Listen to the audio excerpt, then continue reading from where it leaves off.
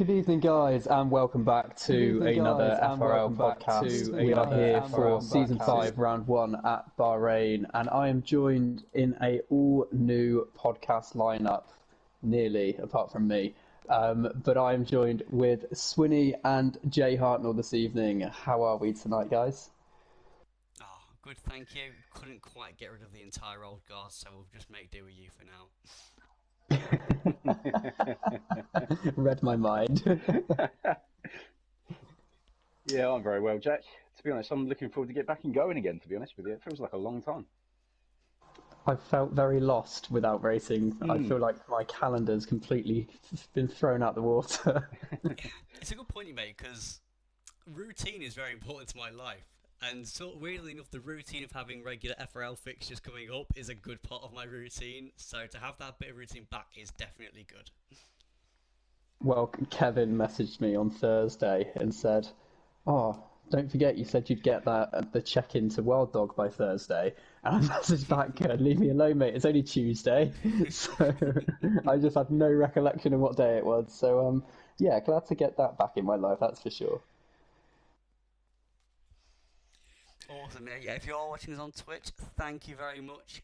What I have on screen at the moment is from Tier 1, Tier 2 and the Constructors' Championships, where we left off in Season 4, but here we are on the eve of Season 5. Absolutely. Looking at the graphics, it looks incredible and nice to see. Should we have a little rundown of Season 4 before we delve into Season 5? Definitely. I think that's as good a place as any to start. Now, Do you want to take us away, Mr. Hartnell? Or Swinny? Yeah. I was going to say, I won't let him blow his own trumpet, but we are joined by the Tier 2 champion from last season, so Jay, congratulations once again on that. Thank you very much. Thank you very much. Didn't do it the easy way, but managed to get it over the line eventually. So it was very reminiscent of when I won Tier 2 the season beforehand, where I only started off pretty poorly, and then I just grew into the season as it went on. And yeah, there you go. 2 champions. How many championships you got, Bowie? I haven't even got a win yet, mate. Well, you got a pole position in F2. I don't know if we can count that or not, but it just highlights that I should have won more. To be if that's anything to go by heart. I have drunk champagne twice in FRL, so hopefully it'll be a third time tonight or this season.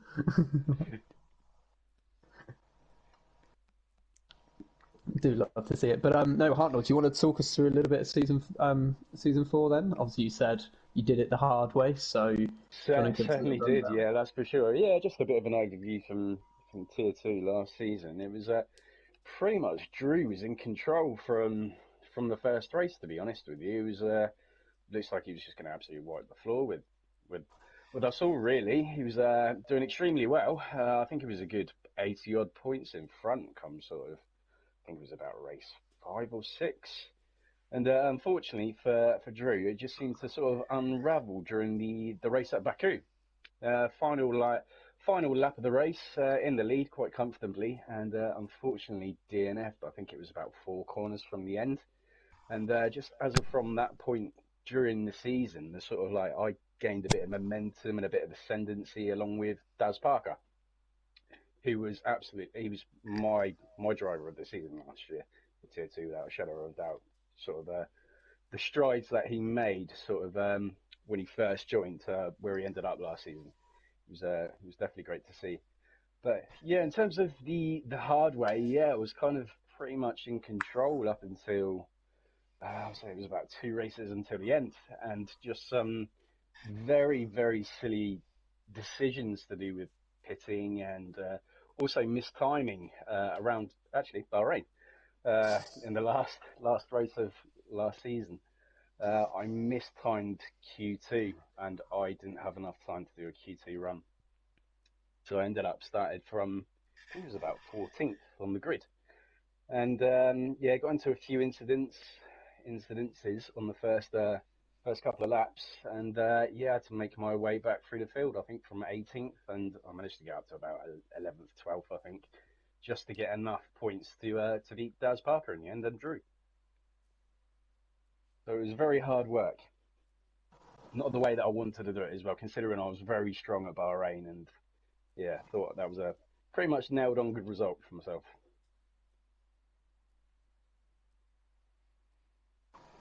No, I'll take it. I think at Bahrain, obviously qualifying isn't always everything, especially with how strategy can turn out. But even though you could have had the ideal strategy, it seems like you're still throwing a few hurdles anyway. So Definitely, definitely. It was, to be honest, there was some. I can't remember who it was now. Unfortunately, it was one of the reserves that just put an absolute stalwart of the defence up as well. I just couldn't get past them at all, and that sort of hindered me for about 10, 15 laps as well. But fair play, I can't remember, his name escapes me now, but I don't think he races in Tier Two now. To be honest with you, but he done an amazing job keeping me behind for a majority of that race, so that I didn't improve too much anyway.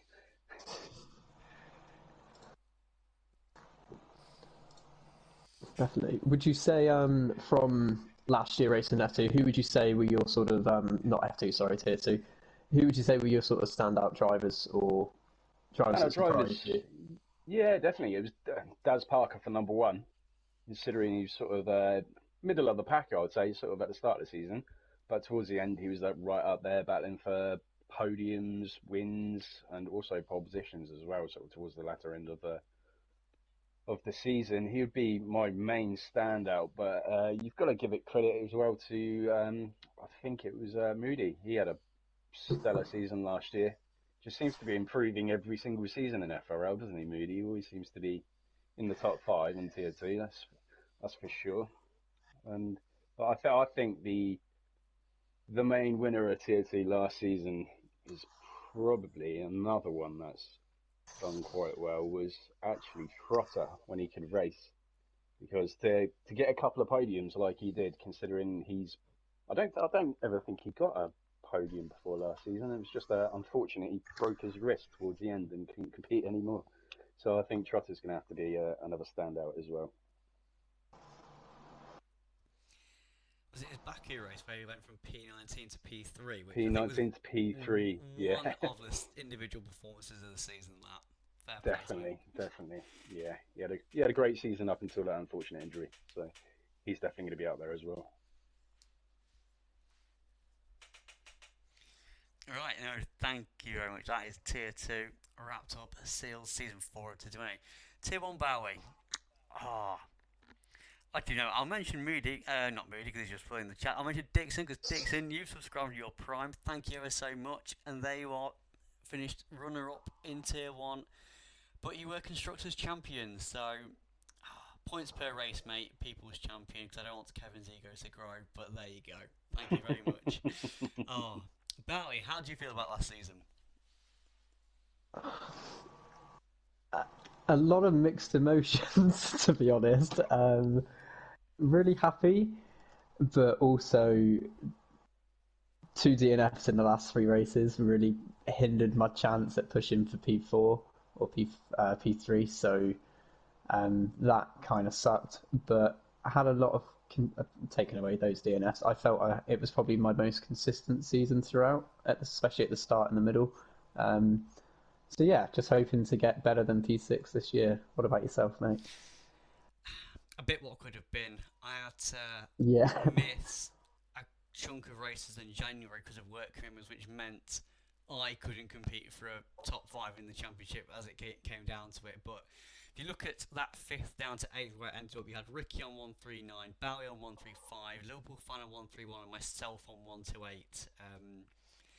It was a tight battle, and I was just amazed before the season started. I said, I predict I'll be fighting with you for P5 in the championships, and we actually got so close to reality happening, and yet there was things on both sides which we didn't quite achieve that goal, either of us. So, yeah, try and be as consistent as last year and be able to attend more races if possible, and then we can fight for a high position in the standings again. But yeah, congratulations to Kevin, who comes in as reigning champion for this year, looking to defend it, but yeah, will be a tough task for him. It definitely will be. I think it's going to be hard for us again this year, mate. Obviously, we'll get to that in a bit. But with the change of drivers and everything coming in, so I just hope for us it wasn't that season of what could have been, and the rest of the seasons we're just fighting for like 10th to 15th. Now, I think good. That was my first season in Tier One, so I did wonder how well it would go, and it did turn out very, very enjoyable. Like the racing was very fun, so that was the most important thing for me. Yeah, definitely. Definitely. Should we move on to the driver changes for Tier 1 and 2? Yes, Yeah. let's say goodbye to Season 4. Thank you very much, and that's that capped over. Season 5, I'm going to keep this going for the rest of it, but basically, here is our calendar for Season 5. I will run through it in a moment, and then we'll line up for Tier 2 as well. Right, and so, calendar. As you can probably see from the graphic tonight, at the start, Bahrain. Then we go to Spain, China, Monaco, Monza, Abu Dhabi, and Netherlands. Then followed by Belgium, Japan, Mexico, Portugal, Austria, USA, France, and finishing off in Brazil on the 7th of June. So, don't know how it's crept up on with this, but this is going to be the final full season on this game cycle, isn't it? It is, yeah. That's a good point, actually. So yeah, 3 full seasons. Making me feel quite sad, actually. It does, doesn't it? Yeah, because normally the new game comes out sort of the mid-July, doesn't it? Yeah, mid-July is not what to go for. I know Guys haven't announced anything, or EA Sports even for that matter, haven't announced anything yet, but I'd imagine probably waiting to see how they can put in the physics of the new cars. But then with the money they've got behind with the EA, it probably will come out at a similar time as to what I expect.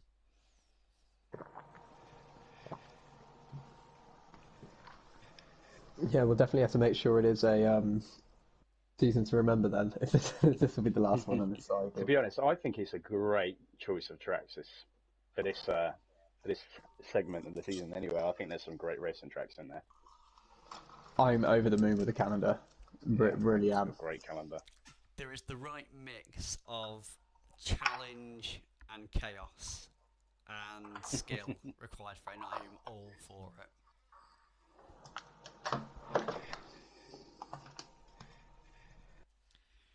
Yeah, definitely, and I'm really excited to see China on there as well.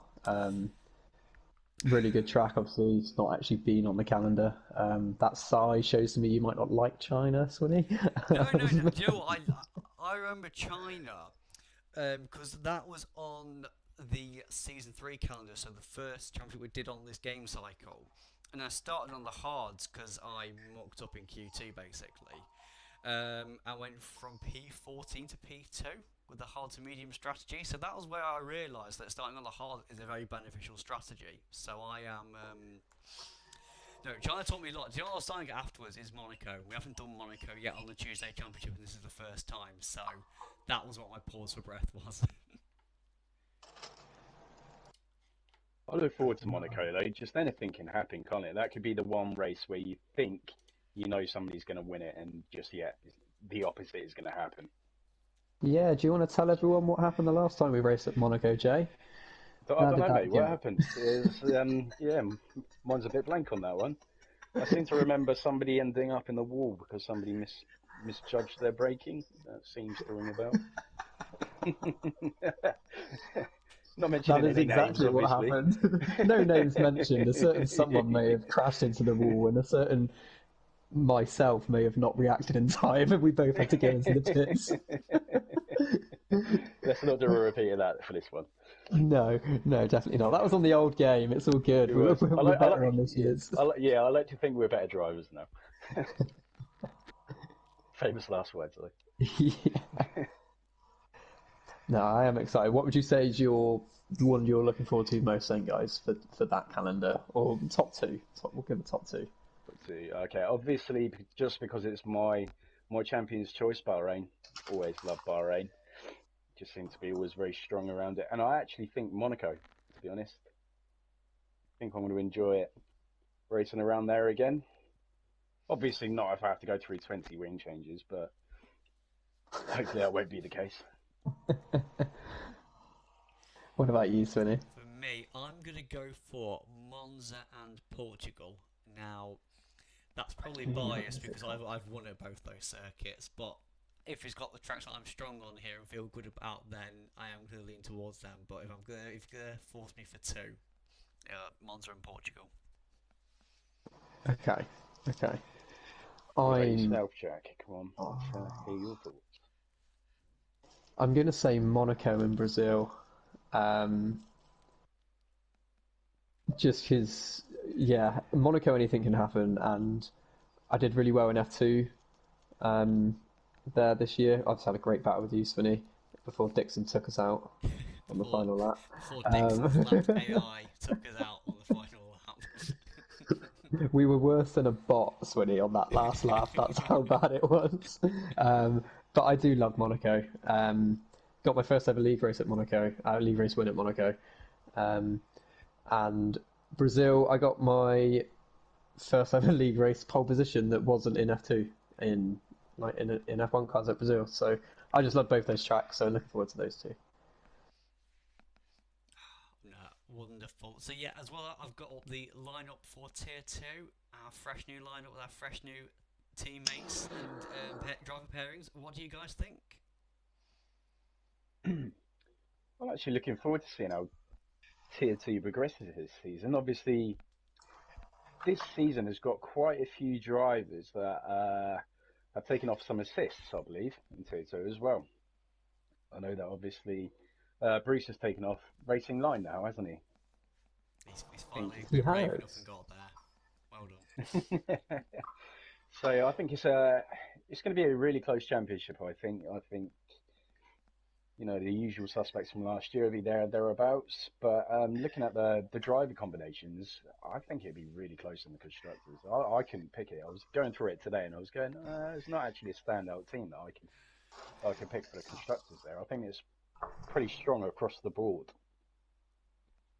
Yeah, I was going to say that. What I might actually, bear with me, guys. Apologies while I sort out the graphics. I might try and fit it where I can fit Tier 2 and Tier 1 together so we can talk about lineups as a whole, so we can talk about the Constructors' Championships. So give me a moment, and if you see me moving stuff around on Twitch, do not mind me one bit.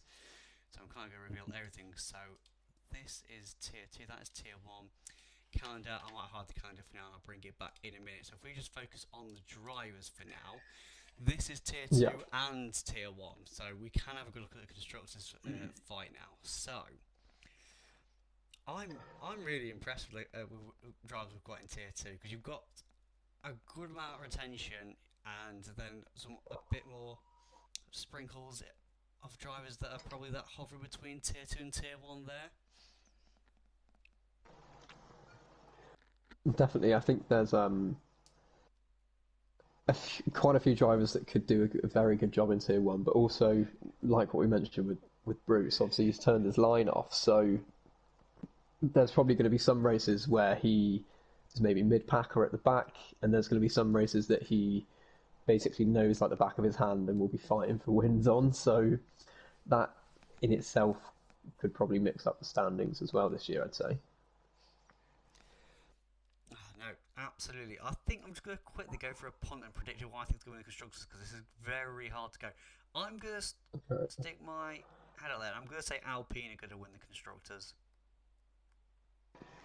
Guessing on now. In Tier 2 you've got Sloke and Jack DNF. In Tier 1 you've got Pimis and Ricky Republic. That's a strong combination, to be fair, isn't it? It's not too Some bad. very strong four drivers. Yeah, I'd say DNF and Pimis both had quite unlucky seasons last year as well, didn't they? And Ricky didn't race the whole season, so yeah, it will be.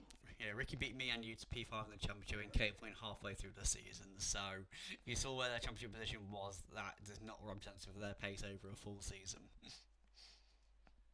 Yeah. Yeah, he's definitely going to be up there for sure. I'd say that's a very strong lineup. There's so many that you could say. I think Red Bull have a very strong lineup in Tier 2. No, Dixon in the chat has said it can't be Alfa Romeo because Kobe's in Alfa Romeo. Still going with the but no, it says he thinks Ferrari or Williams. I think he's got a point with Ferrari because Ferrari have got Smalley in Tier 1 and they've got Becco in Tier 2, so they're automatically two favourites for the drivers, I think. Yeah, that was going to be my shout. I think if there was a way I was going to go lean towards the Ferrari. did also say thinks Williams might do it, and that's because I'm driving and going to win the championship. But so I appreciate that, Dixon. Thank you very much. I'm going to say AlphaTauri because Daz Parker's going to carry us all in Tier 2. Oh, you're backing yourself. No, I'm backing Daz to carry us all. He's going to win the Tier 2 title by a million points. I don't think if you look at the way that the championship was won last year in the constructors, you could see that you had Dixon who finished P2 in Tier 1, and then you had Drew who finished P2 in Tier 2. And then if you look at where the Williams teammates were, as long as you've got one of them hovering around, sort of approaching the top 10, that's it. So you need it's almost 2.5 drivers to kind of stick with it to get to that constructors championship. Yeah, out of the 4, you need 3 consistently in the top 10 and probably 2 in the top 5 to be within a shout across both tiers, I'd say. No, I would agree with that. I'd say Aston Martin look quite strong. I think from a perspective of they've got Jackson who could easily fight for the championship, and they've got Sadistic King B who finished 3rd in Tier 1.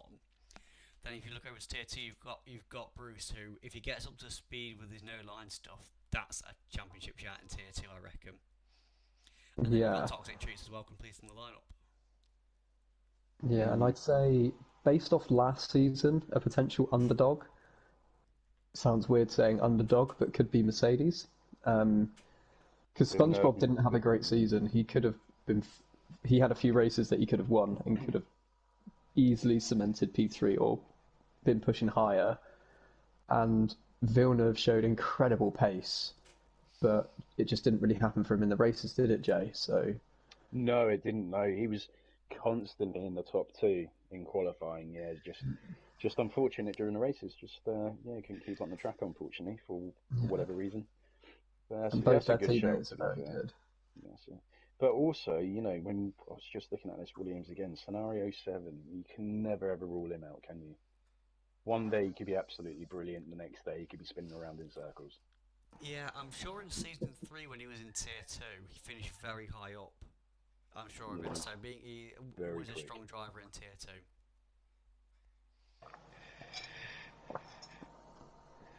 Yeah, it's definitely too close to call at the moment. I think it's going to be very close in the midfield in the constructors. Yeah, just looking at his Tier 2 now, just going through the lineups, I don't think personally I could actually pick a winner for the Drivers' Champions. I think everyone's too close.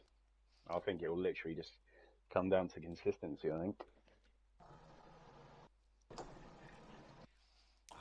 We are going to get predictions out for one thing tonight because we have, of course, racing tonight in Bahrain. Let me just get the calendar up again, and let's focus on where we are heading to tonight. Yes. What are your guys' thoughts on Bahrain? Jay, take it away. 2 words. Love it. That is it. It's as I think I discussed on a previous podcast last season. I think it's just where it's been the first track on the game for the past couple of seasons, and I think that's obviously where you first get into the new game, isn't it? You always go on to like the first track just to see how it feels, just see how the setups go, and I think it's just from there, and it's just the track that I feel most comfortable in. Just because it is that first track on the game, and it's probably a track that you've raced most as well. Well, for me it is anyway. It may not be for some, but yeah, that's my thoughts on Bahrain. Absolutely love it. I think it's a great track, and plus a night race as well. Always looks good when the races are at night, doesn't it? Absolutely, it gets a thumbs up for me as well. I do think the familiarity that people get with this track definitely helps. It just represents the right amount of challenge for me because it's such a modern track. It's so wide, and you can get sort of three cars wide going into turn 1 braking zone. Yet there's so many traps around here because I think getting on the throttle for turn 2 and turn 3. I think when you come out of the first chicanes, when you get to the final one, and remember that Ricky, crashed out and DNF'd there last season, so that just shows how tricky it is. And then you've got the famous right-hander just at the end of Sector 2, start of Sector 3. This is what happened to you last season, Bowie. I made up my own track, basically. And I lost it at the fast right. Well, lost it just before the fast right, and I thought for a split moment that I was a really, really good driver, and I tried to hold it by powering through, and the car just shot the other way, and I lost 3 wheels, I think, in the crash. So it was a pretty heavy one, and that basically cemented me not getting a top 5. So that was a bad time. But I like the track. I'm just tend to be very unlucky. Jay would tell you from a race I had in Cone last year. I qualified really well. My game disconnected me on the first lap, and then I span on the safety car, and I just seem to have really bad luck here. But I like the track. It's fun to drive. It is, yeah. It's a great track to be starting on. To be fair, it's very solid, isn't it? A great track. When you hook up the middle sector, you feel incredible as well, and you just grow with confidence. So it's definitely one that you can build into. Yeah, and that left-hand sort of downhill, hard braking zone, possibly the most difficult corner on the game, I think. Yeah, I'd I'd say agree that. with that. Mm. You don't really see any overtaking there as well. You have to really trust your rival to send it down the. But I did do something brilliant in last year's race at that corner.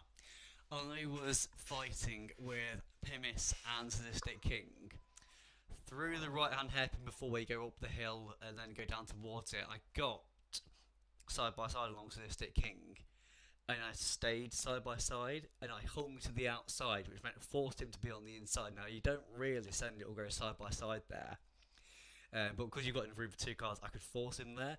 And because he was on the inside, he lost every reference point of where to brake and just overshot it, which meant I was able to take the position. You fooled Mr. Consistent, mate. That's an achievement in itself. Exactly. Just looking at the chat, we got my teammate saying hello to us, Mr. Tor. Hope for a good one tonight, friend. AlphaTauri #1 driver in the chat. AlphaTauri #1 driver hosting the podcast. And the banter's already started. We've also got our new Tier 1 commentator, Exotic Alpha, in the chat. How are you, my friend? Quick mention on that. Obviously, Tom Cairns is no more. That's a lie. He is still alive. He's just no longer with the FRL. And Exotic Alpha has been called in as his replacement for this season. Indeed. All the best and good luck to Exotic Alpha. Talking over what cars you go create on track for this forthcoming season. I'm sure you do an excellent job.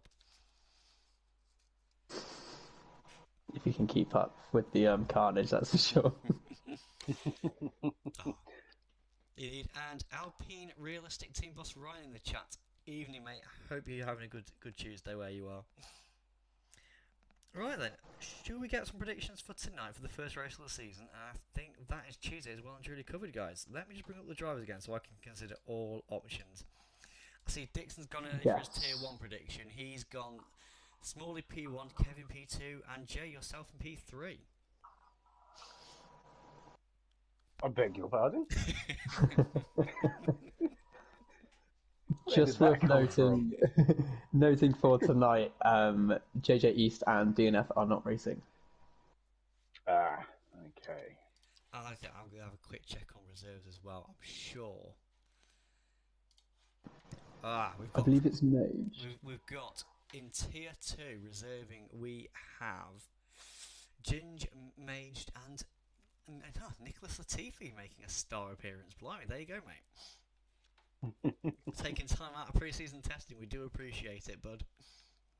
He's got to improve somehow. No better platform than FRL to do it. Right, so for Tier 2 then, I'm going to go... it's tough now, isn't it? Let's go Scenario 7 to win... no, Becco to win, Scenario 7 P2... Bruce P3, and my wild card will be Twisted Science. very strong, to be honest with you. Right, let's have a look. I'm sorry, I've got to go with my mate from last year just because I competed against him. I think for the win tonight, I want to go with Daz Parker. I think he's going to come out with the win tonight. Second, yeah, Twisted Science. He was very solid last year in Tier 2 as well. Quite quick guy. And third, yeah, I'm going to go with Scenario 7, I think. I think he will get a podium tonight. And the wild card, just because how quick he is around this track and his time trial time seems to be pretty rapid. So I'm going to go with Mr. Moody himself as the wild card. Does love this track. I remember if in a 100% race for the entire first stint, he kept up with me for the whole stint. So no, he's definitely got it in him with this track. Yeah, I'd agree with that. Definitely.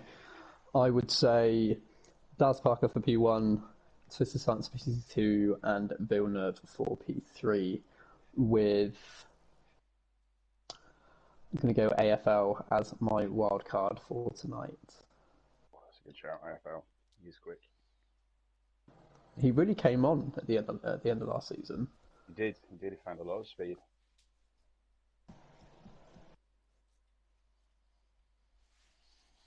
Right, and Tier 1 then. I'm going to go with Reserve Crossfire to win. Because they are just ridiculously fast. I don't know what they have for breakfast each day, but I want whatever they're having. I'll go Jackson P2 and Smalley P3.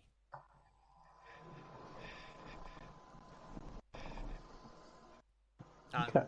wild card. It feels weird saying listing a podiums in tier 1, not saying Kevin. So Kevin's got to be my wild card. Okay. Interesting. Dixon just said Jackson isn't racing. Oh, of course he's in because he's Crossfire's replacement. It's a good point. Why did I think that? So I'm going to get Crossfire's, Smalley, Ricky. My bad. Ricky. Okay. Still keeping Kevin P4, or are you not moving Kevin up to P2? He'll stay as my wild card, yeah. Okay. What about you, Harnell? Difficult. I'm going to go with Mikey, P1. Win tonight. I think he's due a good result at some point. P2, just because he's reigning champ, it's going to have to be Kevin. And the P3, yeah, Crossfires, because that guy's just insanely quick. And my wild card is actually going to be, I'm going to go with you, Jack, actually. I think you'll do a good result after your DNFs last season, so I think you might be able to pull it off. Thank you. Well, we're kicking the season off to a flyer. My confidence is going to be beaming now.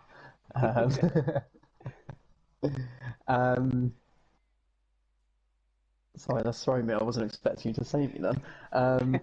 Okay, P1, I'm going to agree with you, Jay, and I'm going to go SpongeBob. P2, Smalley, and P3, Kevin. I'm going to have Carlos Killer as my wild card, just because he was very, very fast at a lot of races last year. Dixon thinks we're sleeping on Smalley. They win comfortably. Do you know what I'm going to go for? I reckon Smalley's going to have pens and it'll be a late safety car. That's why I don't think Smalley would. He'll probably finish first on track, but I don't think he'll. I think pens might hurt him. I don't think he'll see the checkered flag. No, I'm joking. Smalley, if you're in the chat, I'm joking. Right. If Bowie and Smalley have an incident tonight where Bowie needs to be in plane. You can't beat him, join him. I've got to be mean to him. Oh dear. No, I'd say they are very good predictions for tonight. I'd say they could all come in, to be honest. I'll have to do something to try and keep a track and see how close our predictions get. I might get a nerdy spreadsheet going with that, just to see who's been the most accurate. I think we should, I actually think we should. We should do that. especially a track like tonight, I think any of us could come in with strategy as well, isn't it? Because some people will probably have to two stop, and some can easily one. So it's going to make it interesting. It is, yeah. It's going to be a complete mixed match of strategies throughout the grid tonight. Which can always throw up a few surprises, especially with a safety car as well. A late safety car for that.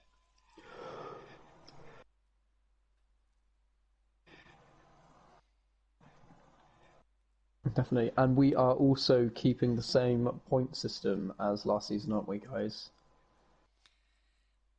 Yes, we're more generous than F1, and we do realise that more than 10 cars finish races these days, so still 40 points for a win and points all the way down to P15. So if you're ever at the back of the grid or have get caught up in something lap one, guys, look, you never know. There's always points to accumulate. Keep going. That's how I got a lot of my points. I kept going, and I got enough fortune with safety cars or all the people making drive errors later on. Even if I clawed it back to sort of P9, P8, that's still a good chunk of points never out. And if you keep scoring points throughout the season, that's how you end up with a good championship position.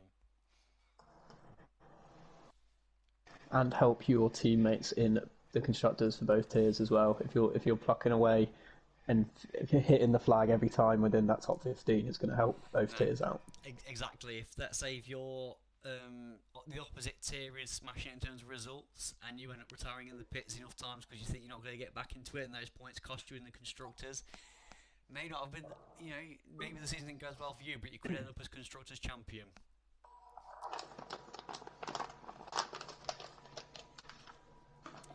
Right, on that piece of sage advice, I believe at 42 minutes, it's a good time to wrap up, folks. Yeah, I think on that word of wisdom, that's as good a place as any. I completely agree. Wonderful stuff. Everyone, thank you very much for tuning in, and for drivers, all the best, and commentators as well. Alpha, shout out to you. All the best for the forthcoming season. Even you, Dixon, when you choose to reserve and smash it all into the next continent. Much appreciated. That's excellent. Thanks ever so much once again, folks. We have to pick up a phrase now that I've got Mr. Tom Kern to say his phrase. We'll think of one as we get along this new lineup. But yeah, much appreciated for you tuning in. We'll have one ready for next year. Next season. Next year, eventually. Right, I'm not worried of it tonight, guys. Take care, guys. See you later. Stay safe. Cheers.